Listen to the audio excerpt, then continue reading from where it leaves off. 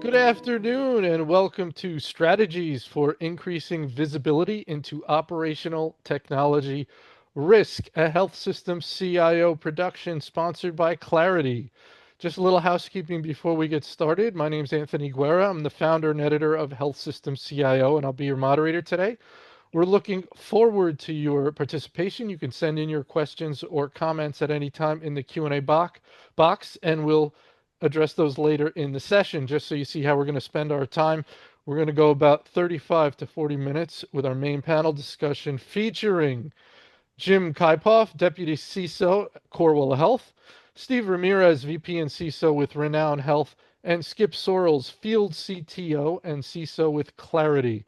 And then we will have our Q&A. So let's jump right in. Steve, let's start with you. Can you give me an overview of your organization and your role? Yes. Good afternoon, everybody. Stephen Ramirez, and I am the CISO at Renown Health. Renown Health is Northern Nevada.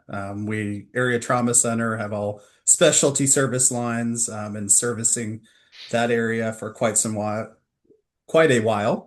We're doing a lot of exciting components. We have a recent partnership with UNR, so really digging into our building out of academic research, doing a partnership with Kaiser, so building out Kaiser, Nevada. So really excited to see that on the insurance arm. So a lot of fun stuff going on and excited to be here. Excellent. Thank you, Steve. Jim? Hey, good afternoon, everybody. It is now 12:02, so it is the afternoon in the Eastern time. Good morning if you are to my west. Hope everybody's having a great day. I'm Jim Kuiphof. I'm the Deputy Chief Information Security Officer for Corewell Health. I also head up our Cyber Fusion Center, so all things cyber defense. Corewell Health is the largest health system in the state of Michigan, and I think we're number 12 or 13 in the country, depending on how you measure us. We're relatively unknown. We just came together 4 years ago. The two large systems in the state of Michigan came together to form Corewell Health. It was Beaumont Health and Spectrum Health. In my day-to-day job, it's all things cyber defense, like I said. So that's vulnerability management, attack surface management, is all the way up through threat response, incident response, and system level coordination. All right. Very good, Jim. Thank you. Skip? Good morning, good afternoon to everyone. I'm in the Central Time Zone, Central Texas. Quick background. Started my career as a nurse, trauma and ICU. That's my bachelor's. 9 years into that, I decided the .com craze had my attention more, and I switched over to IT.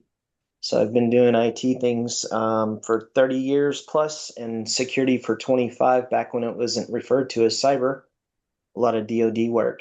I was at Ascension Health for 7 years, deputy CISO there. I ran 7 different teams, and one of them was to develop and build a med device security practice, which quickly opened my eyes to things like operational technologies that we weren't paying attention to. And so having been in that role, I then joined Claroty a year and a half ago as a field CTO CISO.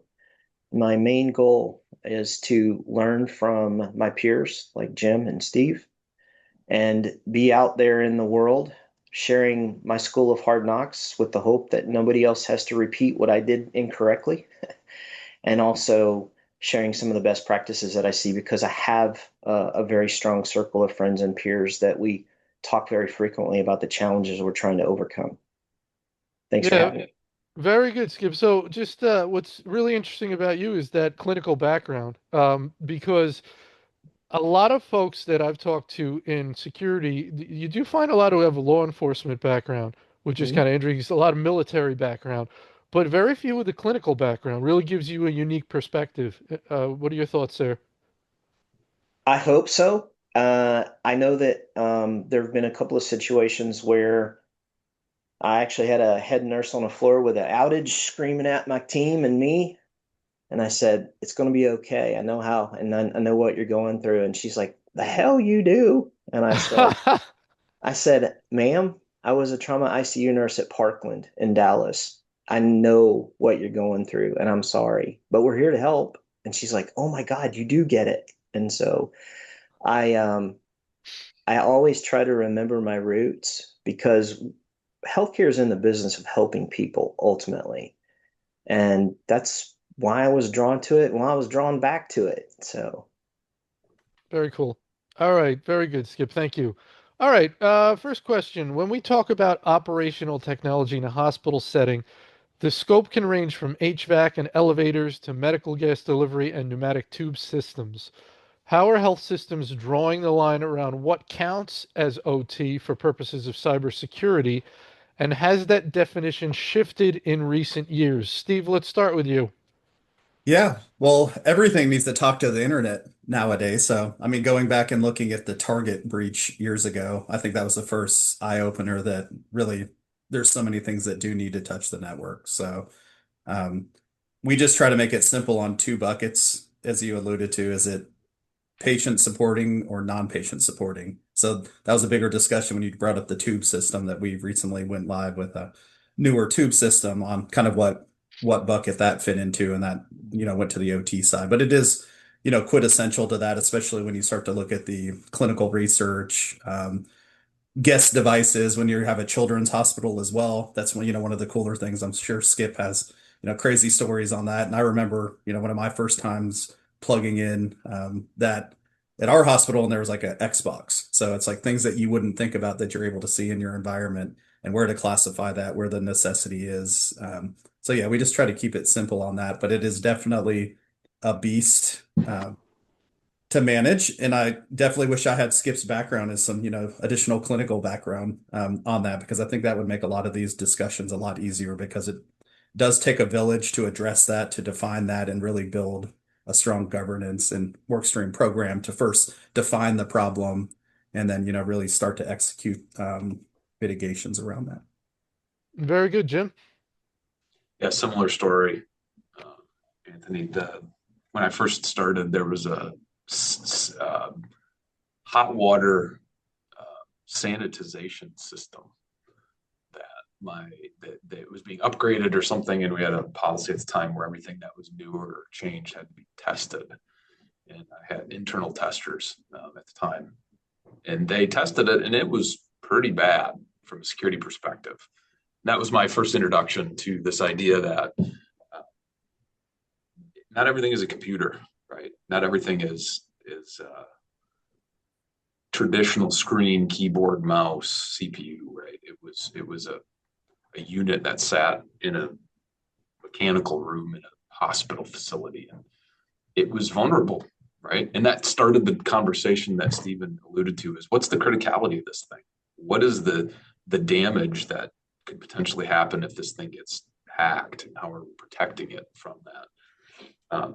We've matured a little bit since then in understanding, but there's still an element of resilience that we have to talk about from a strategic perspective. And getting Legionella in your hot water supply in a hospital is incredibly damaging to a hospital, right? It's ridiculously expensive to clean.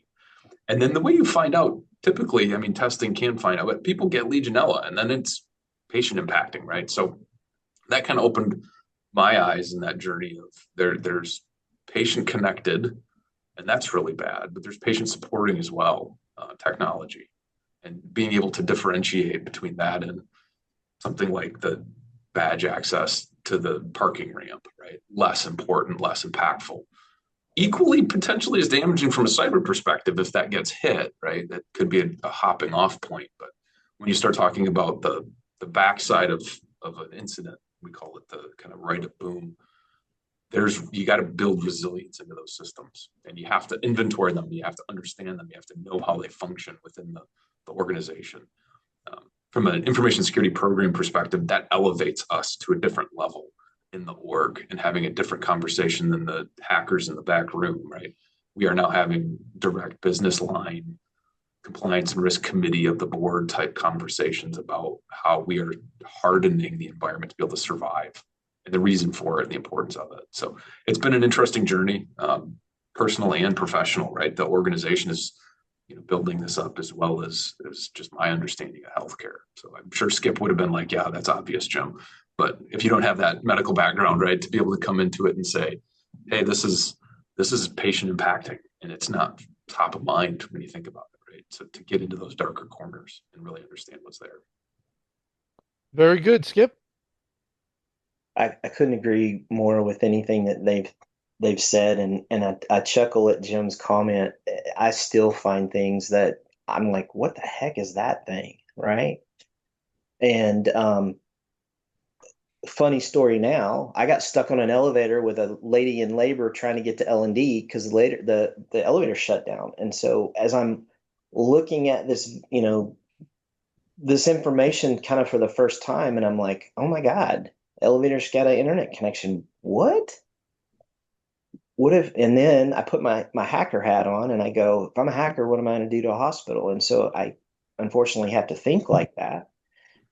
And you're right. I mean, Xboxes loved it when I found a Raspberry Pi on my network. Holy crap, right? Um, Teslas connected to a tethered phone to the corporate network that shouldn't be sharing access. I mean, there's all sorts of things. But I think the key thing that I recognized and started to communicate was one, in my former experience, the acronym OT meant nothing. Like, what's that? I said, well, that's your elevators, it's your HVAC. And I started explaining it, and they're like, oh, you mean facilities? And I'm like, okay, that's the department that's kind of associated to that gear. But I'm talking about operational resilience, disaster recovery, disaster preparedness. It's only a matter of time before the hackers realize that what they've been doing for 10 years in the industrial side of the world, they're going to apply to healthcare. Because 2.5 years ago, when I started asking my peers what they knew about OT, about 50% of them maybe would say, yeah, I kind of know what that is, but I don't really know what it is. But we really haven't paid attention to it. And that's when my heart skipped, right? And so I've kind of been on this journey of awareness, building awareness, asking questions, digging in deeper, looking at the TTPs that hackers use on OT. And it's quite bothersome. And so the other thing that I recognized was often the security team has no oversight or accountability to that set of technology. They're just becoming aware of it. And then the question becomes, well, who owns it? Well, who owns it's a question that's interesting to every organization. Owning it can mean, yeah, I'm responsible for the contract, but I don't do break fix. I only mediate tickets or call somebody in. And then the next question is, what are the entitlements that we have through our contracts for support? Do they include firmware upgrades, patching, hygiene? And you just starting peeling the layers of the onion until you realize, man, this is going to be a challenge.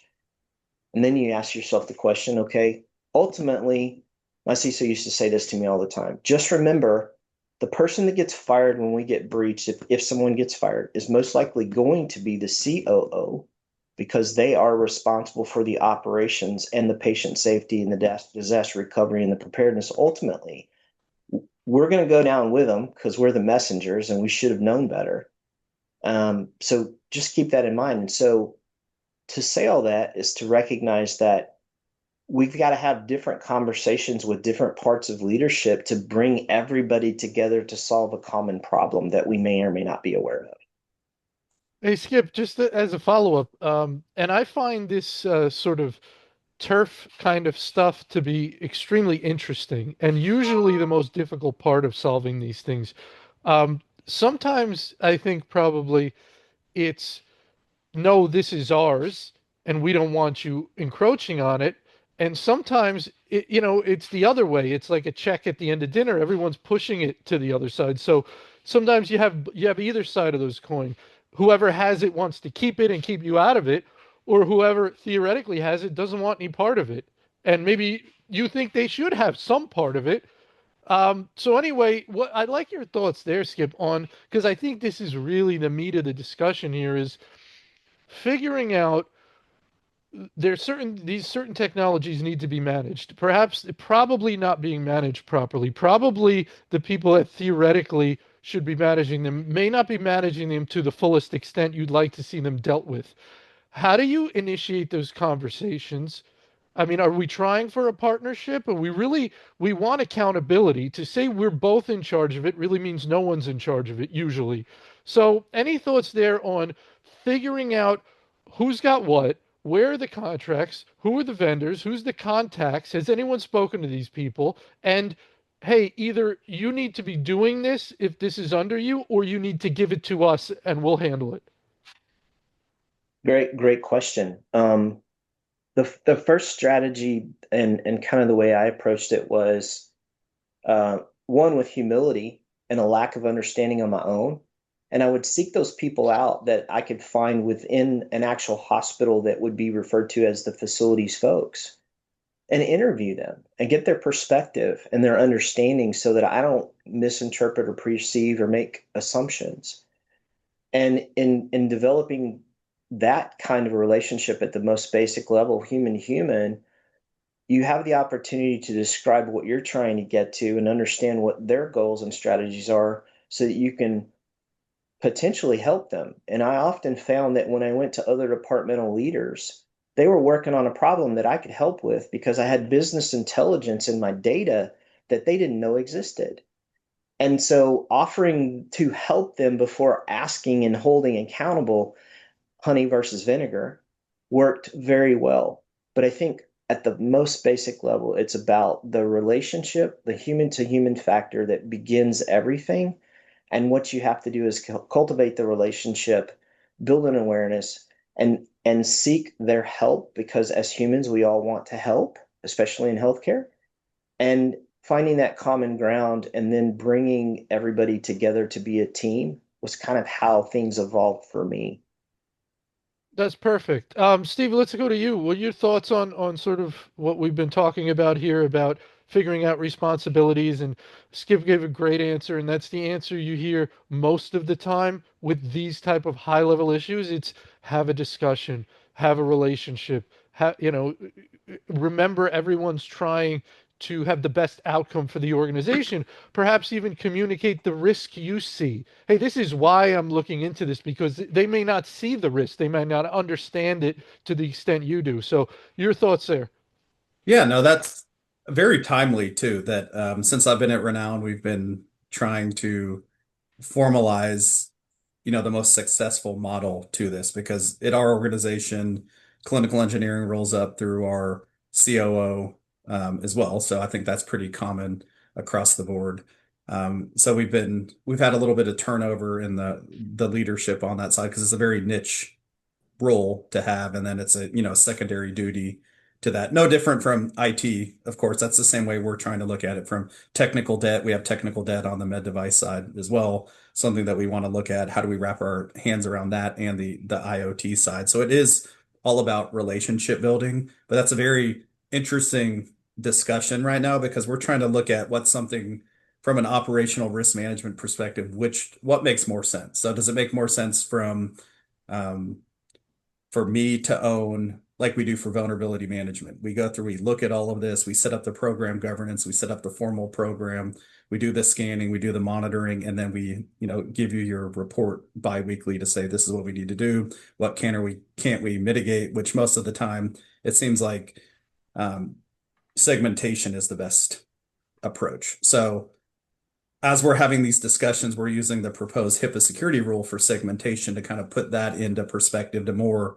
modernize the approach to this. Because for a long time, it's really been, the operational teams, they're really focused on, pump uptime, making sure it integrates, doing this and this. We at least have, good controls over NAC, having to work with them and, putting different devices, on the network. But it does come down to, and that's I think the philosophical discussion we've been having for years on ownership to actually move the needle in this area. So that's where we're looking at kind of that hybrid model between us being the security governance, like we kind of what we do with security, because that's where we're going to get the most mean time to maturity, and then having our operational medical device team being more the remediation leg to that, and then looking at partners to really see how we can successfully execute that. But it is going to be a partnership either way. We just have to see the bandwidth of their team. Like it's a lot easier for my team to take that on with a partner today because we speak that lingo, and then just give more or less the bill to them to go execute on. And then looking at finance, like where do you want to plug that in from? Does that make sense from your overall cyber program and be a good model for different service line risks, I think, moving forward? Very good, Jim. I was listening to Steve and Skip talk, and the one of the themes that kind of stands out to me is sort of this concept of risk ownership. And if you think about the ERM, Enterprise Risk Management Model, that outlines the 3 lines of risk management, the first line of defense is your risk owner, if you will. In this case, Biomed facilities, like those are the teams that you have to win their hearts and minds because they are the risk owner. They're the ones who actually can go touch the technology, make sure the inventory is up to date, participate in a tabletop exercise for a system-wide outage, et cetera. They're the first line of defense. And so there's a relationship building aspect where you have to both get to know who they are, as well as build an understanding in their space and standard work around what they do to own that risk. And then the second line of defense is us, right? From a IT security perspective, doing vulnerability scans and surfacing that there's configuration problems and helping to segment the network to minimize the impact and likelihood of a consequential impact. Like those are all within our sphere, and then internal audit backed up by the board is the third tier. But if you think about it in those terms, it starts to really emphasize in my mind how important those relationships are in building the bridges across from a line 2 to a line 1 risk owner, making sure they understand both the responsibility and what resources they have available, right? That's theoretical. The practical reality, take advantage of crisis, guys. Like if something bad happens in your OT/IT, hopefully you've already built some rapport, and then you can point to it and say, see, this is why we talked about all this other stuff before. And we actually had that event. We had an HVAC vendor dropped off a big air handler, got it all plumbed up, installed. It took about a year before they wanted the analytics out of the air handler back into the central kind of management console. So it was a year after it was installed that got clicked into the network, and immediately we started seeing alerts for ransomware propagation, worming across the environment. The device came from the manufacturer with WannaCry on it, right? And so we capitalized on that to say, you probably shouldn't have plugged it directly into the network, right? We need this buffer test zone. We need to be able to probe it before it just actively communicates on the network, and build then on a relationship we already started, but accelerated it then and took advantage of that situation. Thankfully, fast forward, because it had been so long sitting, it essentially was a neutered version of WannaCry. It could still worm within our environment. It would try to call home, right? It couldn't reach the C2 channels on the internet because they had long been shut down. But because it was trying to worm, it was actually rebooting computers as it attempted to worm through the environment. So it was not without impact, it was, but the impact was really small. So near miss, right? That whiz you just heard wasn't a fly buzzing around your head. That was a bullet. We just missed it. Now, what are we going to do about it, right? And build those relationships and make sure we're, as a entire system, coming to meet the need of the moment at the time and manage the risk appropriately. Excellent. Skip, any thoughts on what you're hearing? Lots of long nights and hard stories to tell. Jim gave me flashbacks. Sorry. If your eyes twitching, that's my fault. It's so true. And things happen so fast. And to your point, making lemonade out of lemons. It on one hand, we definitely want to capitalize on the moment. On the other hand, it's like, it's the constant, how do we have organizational change management such that risk owners actually own the risk and do something about it, right? Mm-hmm. And Jim's comment about, after the fact, this is why we said we needed to do this. I was that guy on our team. I was kind of the cleanup guy after an event to go after the hardening that I'd been preaching about for however long that didn't happen.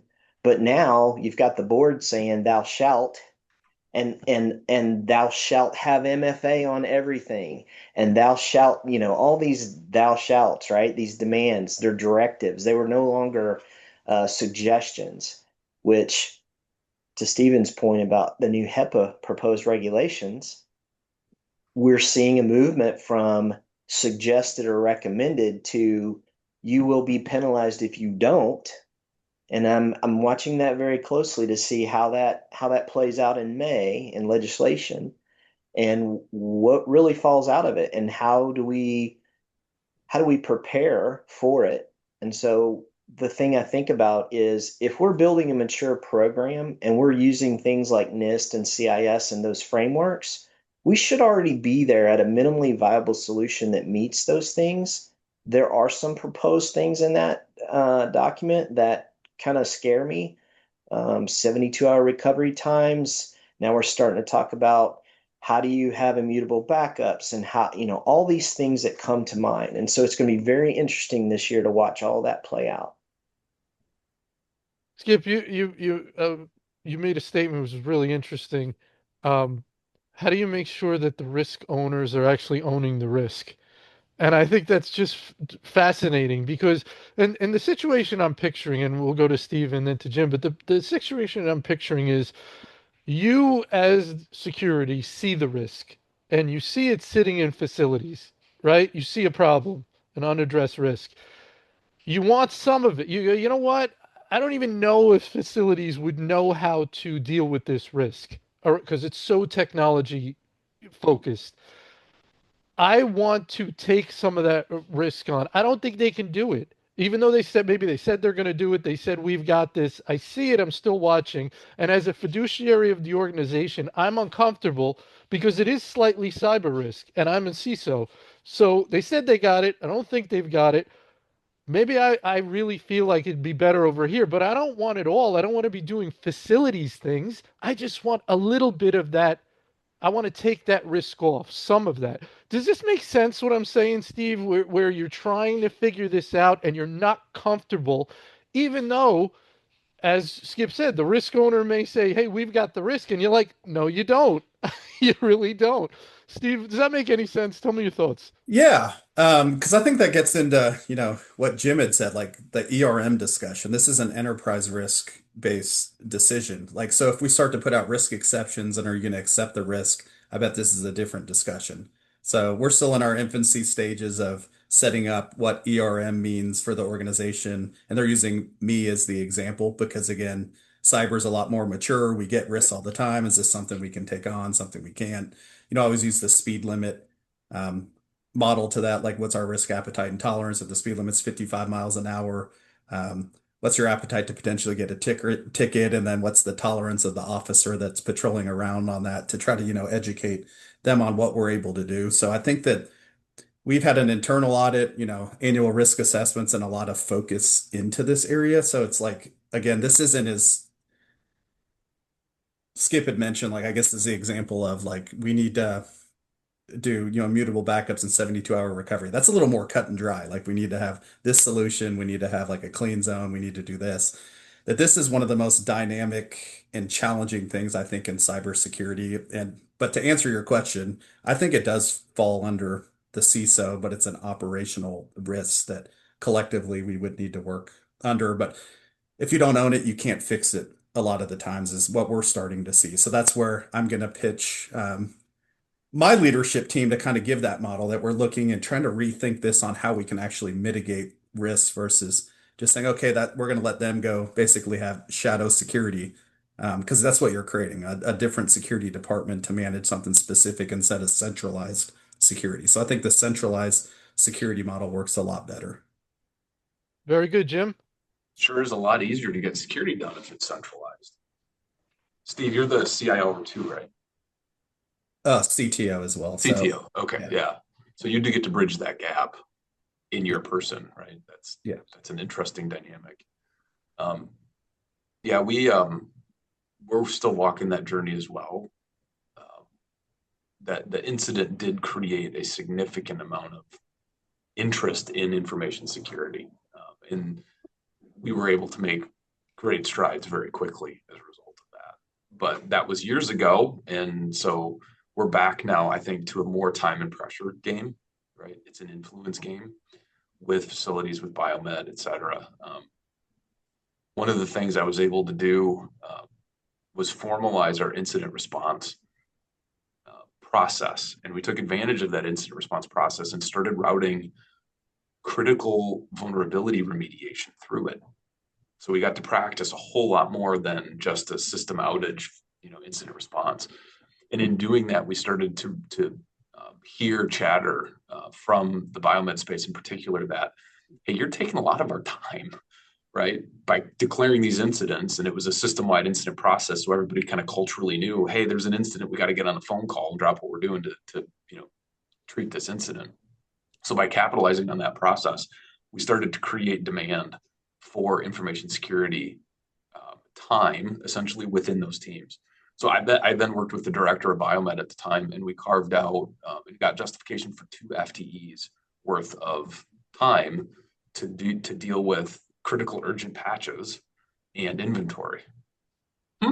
We solved it together, right? They didn't sit on my team, but yet I knew that I had 2 FTEs worth when there was something that popped up, or we had a question, or the inventory was off, right? And so my information security team was able to essentially, like Steve said, use them as shadow security within those functions. And that was another accelerant, if you will, towards the maturity state where the non-IT, right, IoT, OT is now more resilient to attack and disruption to the business and what it supports because of that. Excellent. All right, Skip, let's go to you. So we've sort of talked about things at a leadership level, at a person-to-person level, governance structure, which is extremely important. And then there's sort of the more technical level. We touched on that a little bit around network segmentation was mentioned a couple of times. Obviously, that's where Claroty is coming in. So when we do go to that sort of best practice at the technical level to secure these devices, what advice can you give people? I have to agree with Steven's comment earlier about segmentation as the technical security controller to mitigation. And the organizations that are fortunate enough to be able to act upon it can make great strides. Now, the challenge that I hear most often is there's no way we can get it all done. And I'm like, I'm not asking for all of it. I'm asking for this. This thing over here is going to get me breached today if we don't segment it off or microsegment it, at least get it from connecting to the internet. We got to put a fence around it, and we can start small. And my belief is that one of the first places I would like to start in healthcare is around the operational technologies, because they're fixed assets. They're not moving around like an infusion pump. They have a purpose. They're much older than med devices often, and they present the greatest risk because they've not been attended to. They just run things and we take it for granted. And so creating a method of compartments or ecosystems is how I look at things. But ultimately, I ask the question, where can I point to the highest risk that's going to get me breached? And that's what we're going to focus on, and then work out from there. But I would start Excellent. with Go ahead. segmentation. I'm All right. sorry, I would start absolutely with segmentation because it buys a little bit of time. It doesn't mean the work's not still there, but at least it creates a moat around the castle, if you will. Very good. Jim, your thoughts? Yeah, part of it too is TPRM, third-party risk management, Yeah. and being a little bit ruthless with your vendors. I don't know if you guys know this. There's a PAX vendor. It started on Sun Microsystems, so its TCP/IP stack was written on Sun and ported into Windows NT, and it's been carried forward ever since. If you connect to it with a telnet session and say hi, it will crash the entire PAX system. It still exists today. So we have to be collectively pushing on vendors that that's unacceptable. Period, full stop, right? Something as critical to patient safety and patient care as radiology can be that fragile. It's unacceptable. So pushing on vendors, really managing your third-party risk management processes is super important. As well as the ecosystem that surrounds OT/IoT. There is a well-known Midwest health system that was shut down because their radiology vendor didn't properly clean up a remote access support channel. The attacker found that remote access support channel, compromised it, flipped all of their servers that were running on that, pushing shells back out essentially to the attacker's computers. They were ransomed. So segmentation would have slowed them down, obviously. But just the fact that they tolerated a remote access capability that was highly vulnerable to attack and not aggressively cleaning that up. So again, third-party risk management. Not to toot our own horn, but I know about that one because it happened to us and we stopped it before they were able to pivot and move laterally internally to anything else. So we literally cut them off. But those are the kinds of interconnectedness that we have that your legal team has to be involved. They have to be asking hard questions of these vendors and the vendor contracts. You need your sourcing team involved to make sure that they're plumbing in the risk management functions that exist to get eyes on these contracts before they're written. You need your technical teams who support these platforms to appreciate the fact that giving a third-party vendor 24/7, 365 access to a piece of infrastructure probably isn't the best idea. It needs to be brokered and facilitated by an employee, right? So it needs to be an all of the above approach to secure these. And I agree with Skip 100%. Segmentation is the way to buy time, but there are other ways to buy time and reduce that risk. You have to consider all of them. Perfect. Thank you, Jim. Steve? Yeah, I think Jim hit on identities huge to that. That's something we're making a big focus on since right now we're dealing with, how we herd the cats and properly manage this risk. It's how can we control, so segmentation and then access management. The biggest focus area is that there's a lot more because the old way was thinking as, oh, hey, Philips is a partner. They have open-ended VPN access because they have to service that they're vendor managed. There's now technologies that we could obviously look at from like the secure links of the world, et cetera, that are now also adding in facial recognition, which I think is going to be very big, that we need to start looking at that same PAM model for that as well, because that's going to be the best way that we're seeing that compromised VPNs are how they're getting in access identity still. I say that on everything I talk, 80% of all attacks are identity focused. So if we can focus on that as well, it's kind of mitigations. Well, we kind of look at how we're going to better mitigate this risk overall from like good patch hygiene, which I'm sure Mythos, I know that was a big chat over the weekend at a conference I was at, how this is going to just exacerbate the problem of vulnerability management discovery of this. So that's going to just force us to focus on those fundamentals of access management segmentation. The HIPAA security rule is going to help force our hand on that as well, but really going to show the importance of what people can utilize from the outside world to talk to these devices potentially. So anything external facing as well as that access management is what we're going to have to expedite to make sure that we're locking down. Excellent. All right, let's go with our Ask-a-Co-Panelist feature. Skip, I can't wait to hear what you'd like to ask your co-panelists.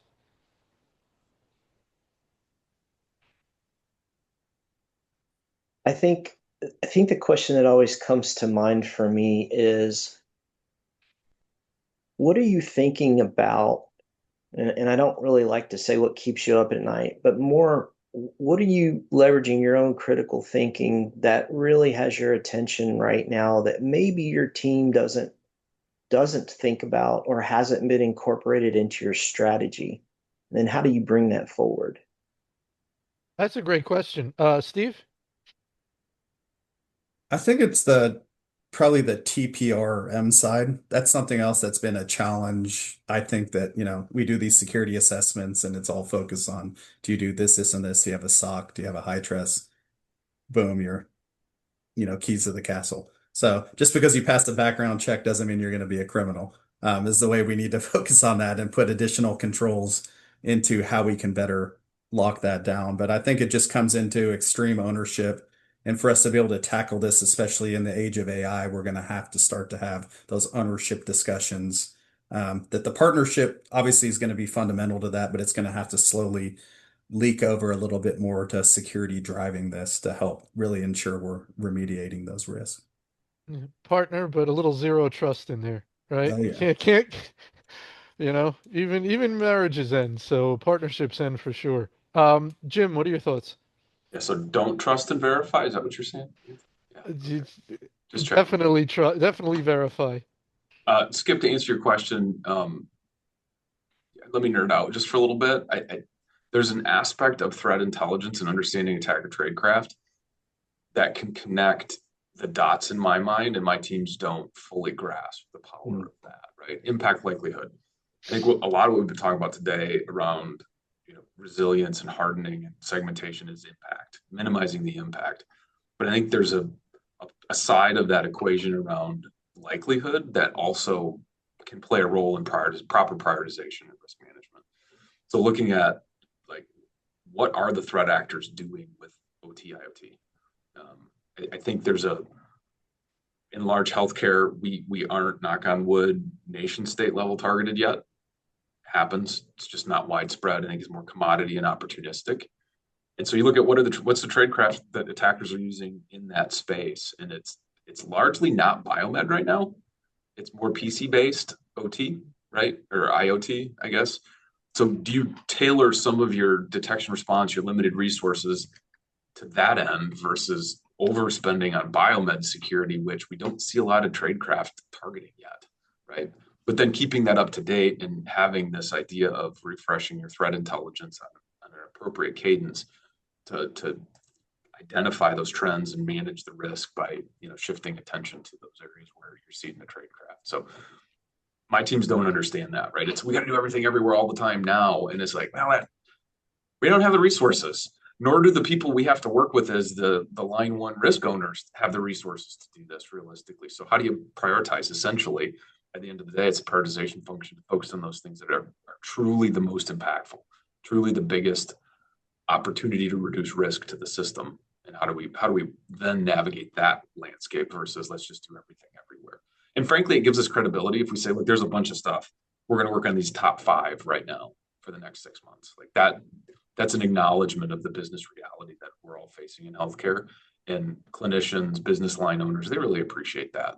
And that further builds that rapport of, I understand you're pressured. Here's just the one thing you need to worry about right now, right? And slowly work on accelerating that one thing over time. Skip, anything you want to add to what Jim was saying? He made some really interesting points about prioritization, likelihood of something happening. One of the ways that I always think about this in life in general is you make the best decision that you can at the time, but you want to be in a position to defend that decision. If that small, like you say, there's a 99% chance I'm going to be fine here. And let's say the 1% thing happens, you at least want to be able to say, explain, here's why I made the decision I did, and for it to be reasonable no matter what, even if the 1% thing happened, right? Yeah, absolutely. So I think the things that come to mind from what both the gentlemen have said is third-party risk, huge problem. It's just the way healthcare's worked for a long time, and we now have to push back and question it. Talking a little bit about the threat intelligence piece, it's one of my favorite things to do because I feel like if I understand their motivation as well as their tactics, then I can think about where do I need to look for their entry. Where's the door left open in the place, so to speak? And so, one, I've been known to say quite frequently lately that vulnerability patching and management is a fool's errand. There's too many of them to keep up with. So the question becomes exploitability or exploitation management. And it's not a Biomed problem, it's an enterprise problem because any one of those things anywhere could get me breached. And so we look at things historically like the CVSS scores. Who cares? The question becomes, is it a known exploitable vulnerability? Is it in my environment? And is it exposed? Can it be exploited? And those are the things that I want to point to that we go and address. Yeah, that's great. Great stuff. All right. Next for the Ask-a-Co-Panelist. Jim, do you have a question for one or both of your brilliant co-panelists? Yeah, Stephen, how have you navigated having, and do you have any interesting stories about this? Maybe you do, maybe you don't. The CTO role and the CISO role. So you've got the maybe enviable position or unenviable position of brokering a relationship between two teams that have historically been at times animus. So just curious what your thoughts are there, and how that relates to OT IoT. I think that's interesting, but it's broader than that. It's bigger than that. A healthy working relationship between your technical teams and your infosec teams frankly is oftentimes the difference between success and failure of a security program. So I'm curious how you holding both of those in tension, it works or doesn't work, and what you've learned as a result. So I learned this weekend at a conference that there was 15 CISOs in the room and 7 of them had the dual title. So I think that it's growing more and more in the industry.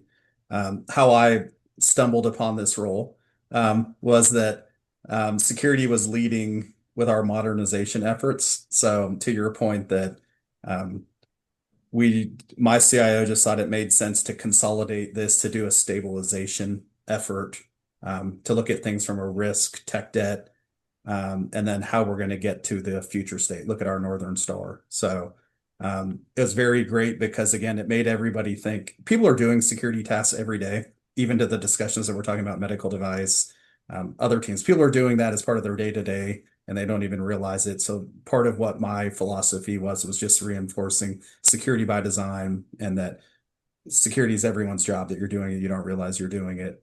So that really cultural mindset really helped us come out, divide and conquer and move to a more mean time to maturity. We're able to, again, come up with different hardening standards, modernize infrastructure, really look at eliminating our tech debt.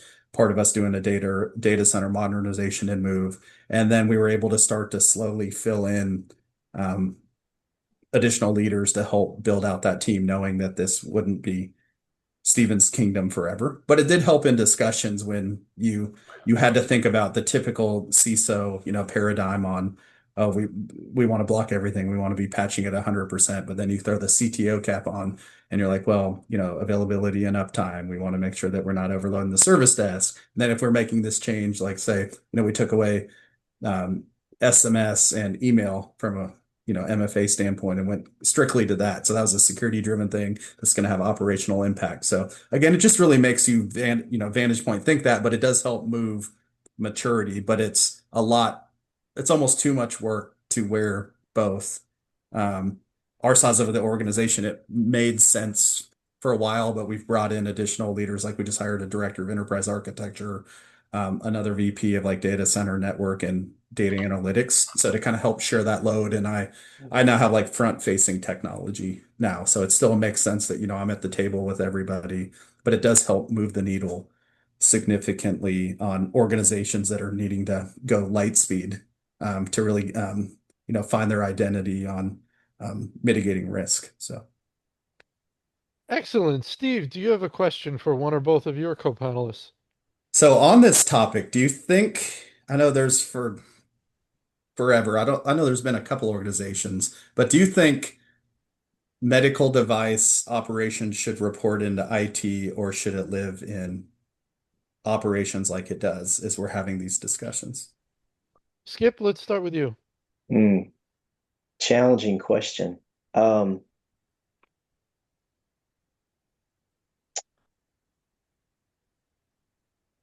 I think, I guess from my experience, where it lived was great, but it required the relationship bridge building to get there. And I guess I say that from the standpoint of I would never tell a biomed engineer how to do their job because I don't know how to do it. And so leaving the skill set where the discipline and the skill needs to sit, I think is an important part. And who it rolls up to can influence better outcomes. But I think just fundamentally it boils down to you got to have the team spirit mindset. And it's everybody, you said it. Security is everybody's problem and everybody's hopefully habit to the point that they're not even thinking about it, but they're doing it. So I guess that's kind of my take on it. Jim? Where I work, Biomed does report to information technology. So Nice. I get to live that. It's not all sunshine and roses though. So what happens, and this is a cautionary tale, if you're considering this, we call ourselves digital services. The digital services director and VP over Biomed, there's a temptation to overemphasize the business side, right? Oh, we can't touch that because, right, the business is telling us XYZ. Versus if it reports up through the chief operating officer, information security incidents and the severity of those have a different resonance with a COO than they do with like a director of Biomed or a VP of Biomed. So in some senses, governance could be a little bit more hindered because you're not necessarily appealing to the same CIO.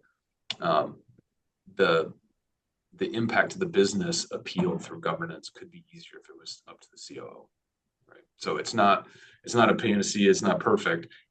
I much prefer it reporting up to IT, right? I would much rather build the bridge into a coworker under the CIO than I would outside of IT and completely. But it is not perfect. In other words, there is still things to work through and work out and make sure that we're balancing business impact to on both sides, business impact from cyber risk and business impact from doing a bunch of the stuff that we want to do from a security perspective, like segmentation and patching, et cetera. So.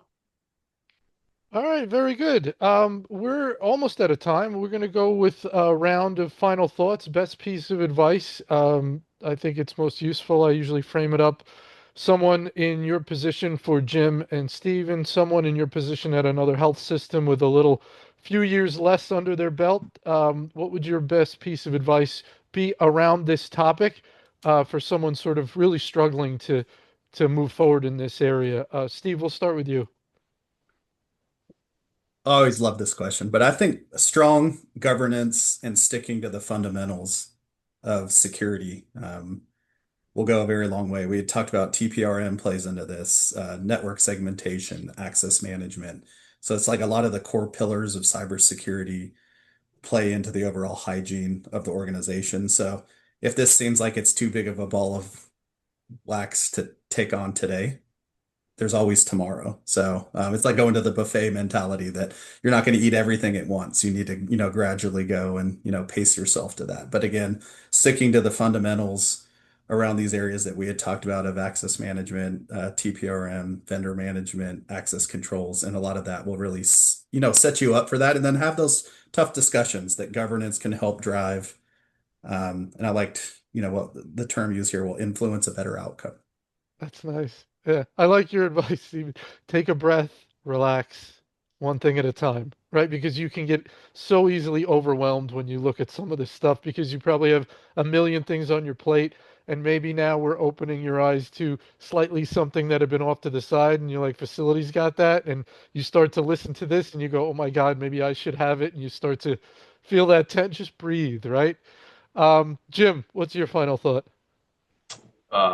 What you can control really well and use it as an example of the excellence that you can deliver as a leader, and then leverage that credibility that buys you in a time and pressure campaign to influence those areas where you can't control it. And it can look like messaging. Do you have your elevator pitch? Do you have your 25-minute presentation on this? Do you have your hour presentation? And they're ready to go.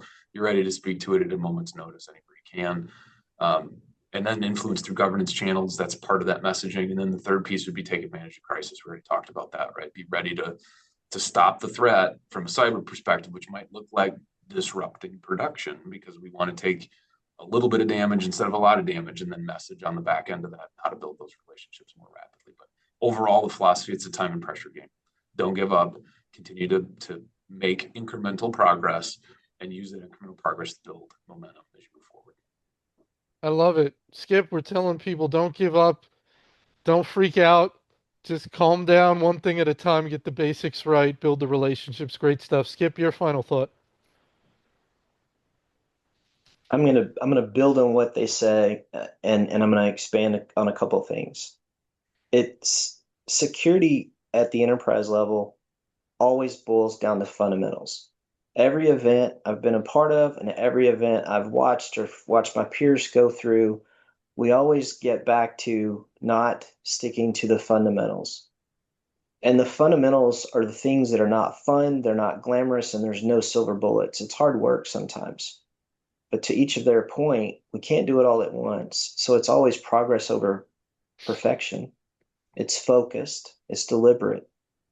And to borrow from my experience as a trauma nurse, you absolutely have to step back, take a breath, and focus on it from is the patient going to die? What do I need to do right now? It's called triage.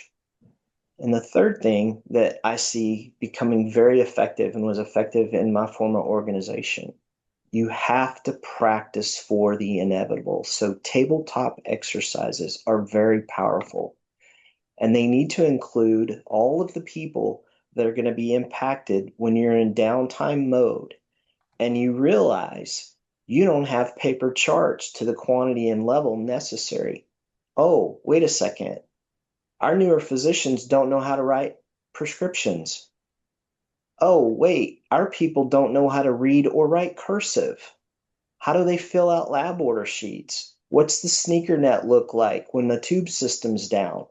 All of those things factor into fundamental preparation and being able to be resilient during that pressure moment that is critical to the patient outcome.